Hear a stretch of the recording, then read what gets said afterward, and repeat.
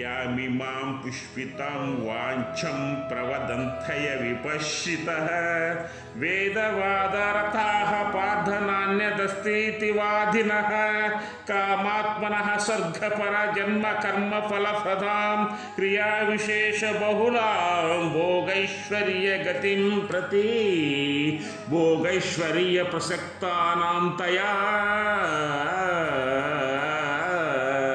ప్రకృతచేతసాం వ్యవసాయాత్మిక బుద్ధి సమదౌ న విధీయతే వ్యవసాయాత్మిక బుద్ధి సమధౌ న విధీయతే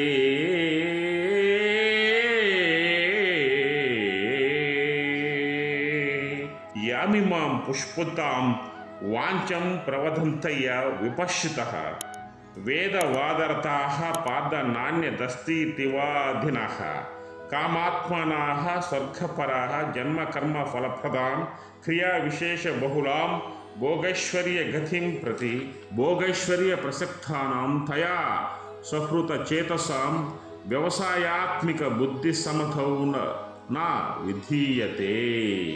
పార్థ అంటే అర్జున, వేదవాదరత అంటే వేదమునందు ఫలమును తెలిపిడి భాగములందు అర్థవాదములందు ప్రీతి గలవారును, నాణ్యదస్థితివాదిన అంటే అందు చెప్పబడిన స్వర్గాదుల కంటే అధికమైన ఫలము వేరొకటి లేదని వాదించువారును, కామాత్మాన కోరికలతో నిండిన మనస్సు గలవారును, స్వర్గపరాహ స్వర్గమునందు ఆసక్తి గలవారును, అవిపచ్చిత అంటే అవివేకులను, తత్వము తెలియని అల్పజ్ఞానులు అన్నమాట. జన్మ కర్మ ఫలప్రదాం జన్మమును కర్మమును దాని ఫలమును ఇచ్చునట్టిది భోగైశ్వర్య గతిం ప్రతి అంటే భోగమును ఐశ్వర్యమును సంపాదించుటకు అని అర్థం. క్రియా విశేష బహుళాం అంటే వివిధ కర్మ కలాపములచే కూడినది అని. పుష్పితం అంటే ఫలప్రదము కాని కేవల పుష్పము వలనే చూపులకు మాత్రము రమ్యమైనదిగా నున్నది అగును. యాం ఇమాం అంటే ఏ ఈ అని, వాచం అంటే వాక్యమునని, ప్రవదంతి అంటే విశేషించి అని, తయ అంటే దాని చేత, అపహృత అంటే అపహరింపబడిన, చేతసాం అంటే మనసు గలవారును అని, భోగైశ్వర్య ప్రసక్తానాం అంటే భోగములందు ఐశ్వర్యములందు మిక్కుట ఆశ కలిగిన వారని అర్థం. వ్యవసాయాత్మిక బుద్ధి అంటే నిశ్చయమైన బుద్ధి, ఏకాగ్రత బుద్ధి, సమధౌ దైవ ధ్యానమందు అంటే సమాధి నిశ్చయందు అని, నా విధేయతే కలుగ నేరదు.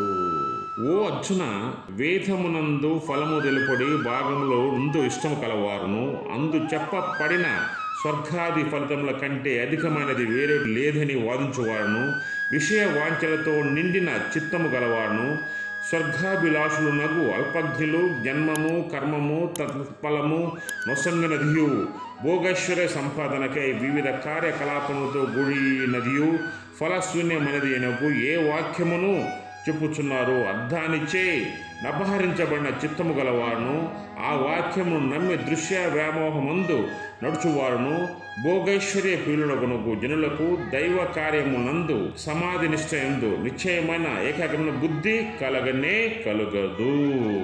పుష్పితాం వాచం ఫలప్రదము గాని వాక్యములు అంటే లోన ఫలము లేనట్టి మోదుగ కానీ బంతి కానీ ఇటువంటి పుష్పాలే ఉంటాయి, వాటికి మళ్ళీ ఫలం ఉండదు.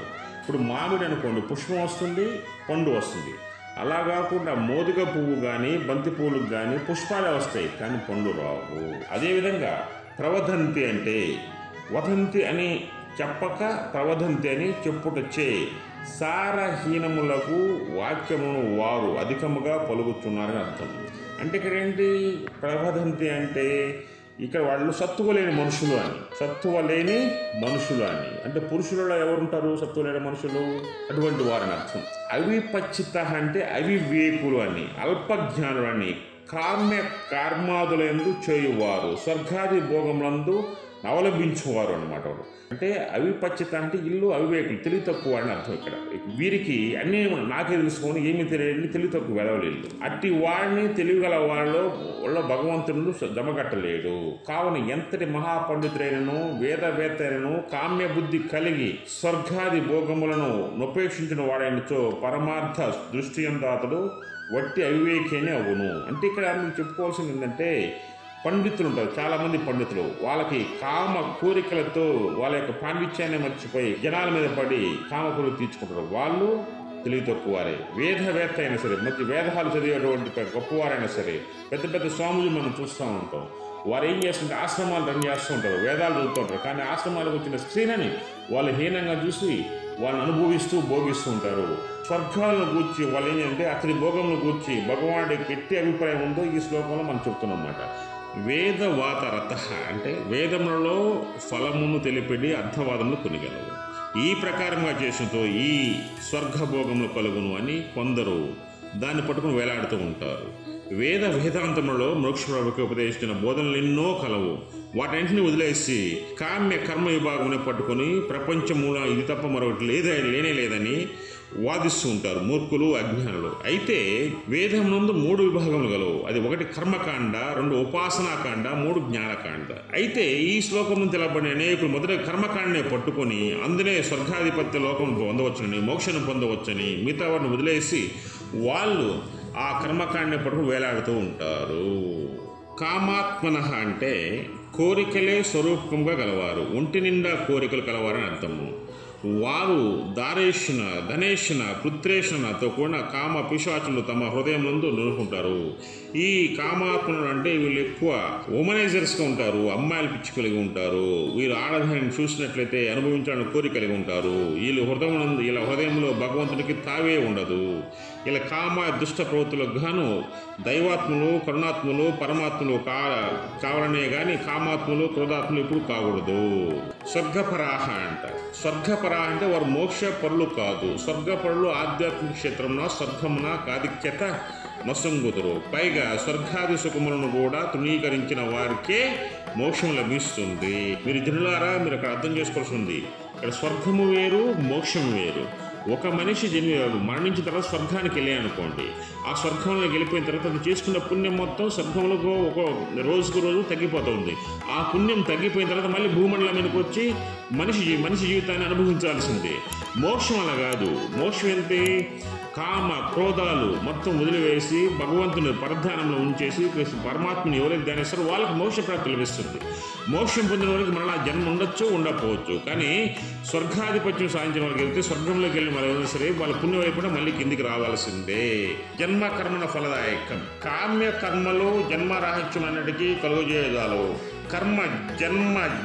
జన్మ కర్మని సంసార చక్రమున జీవుని పడవేయును. కనుకనే భగవానుడు గీతేందు నిష్కామ కర్మనే పోషించారు కానీ కామ్యకర్మలను కాదు. ఎవరైనా సరే జన్మకర్మలకు దారుణ ఫలితములు కలుగుతాయి. ఒకసారి జన్మకర్మలు ఏంది? గత జన్మ కర్మల వల్ల దారుణమైన మనుషులుగా పుడతారు. కొందరు గుడ్డివారుగా పుడతారు, కొందరికి చేతులు చచ్చిపడిపోయి పుడతారు, కొందరు మోగవాళ్ళగా పుడతారు. ఇవి ఎలా పుడతారంటే, గుడ్డివారుగా ఎలా పుడతారంటే వాళ్ళు దారుణమైనటువంటి పాపాలు చేసేటప్పుడు వీళ్ళు చూసి దాన్ని ఖండించకపోతే వాళ్ళు గుడ్డివారుగా జన్మిస్తారు. అదే కాళ్ళు చేతులు పడిపోయిన వాళ్ళకి ఎలా జన్మిస్తారంటే వీరి యొక్క కార్యకలాపాల వలన జనులు ఇబ్బంది పడి మరణించినప్పుడు వీళ్ళు కాళ్ళు చేతులు పడిపోయిన వాళ్ళుగా జన్మిస్తారు. అదేవిధంగా పిచ్చివారికి ఎప్పుడు జన్మిస్తారంటే వీళ్ళు విపరీతమైన కామ కోరికలు, అదేవిధంగా సమాజానికి వీళ్ళు నష్టం జరిగినప్పుడు వాళ్ళు పిచ్చివారుగా జన్మిస్తూ ఉంటారు. అందువల్ల ఈ కర్మలన్నీ కూడా వారి యొక్క గత జన్మ కర్మానుసారం వచ్చే కర్మలే. క్రియ విశేష బాహుళం భోగైశ్వర్య గతిం ప్రతి. స్వర్గాది భోగములను ఐశ్వర్యమును అభిలషించి వాని కొరకే అనేక యజ్ఞయాగాలను ఆశిస్తారు. కర్మకాండలందు వారు మునిగిపోదురు. వారు ఎంత ప్రయత్నించడానికి శాస్త్రమైన దైవ సుఖము కొరకు కాదు, క్షణిక ప్రాపంచ సుఖము కొరకు మాత్రమే. సత్పురుషుల యొక్క, సాధుపంగుల యొక్క, అదేవిధంగా దైవ సన్నిధుల యొక్క, విరాగుల యొక్క సంగతులు చేసిన సో వారికి దైవ చింతనతో పాటు దైవకంగా ప్రవర్తిస్తారు. జై శ్రీకృష్ణ, జై శ్రీకృష్ణ, జై శ్రీ.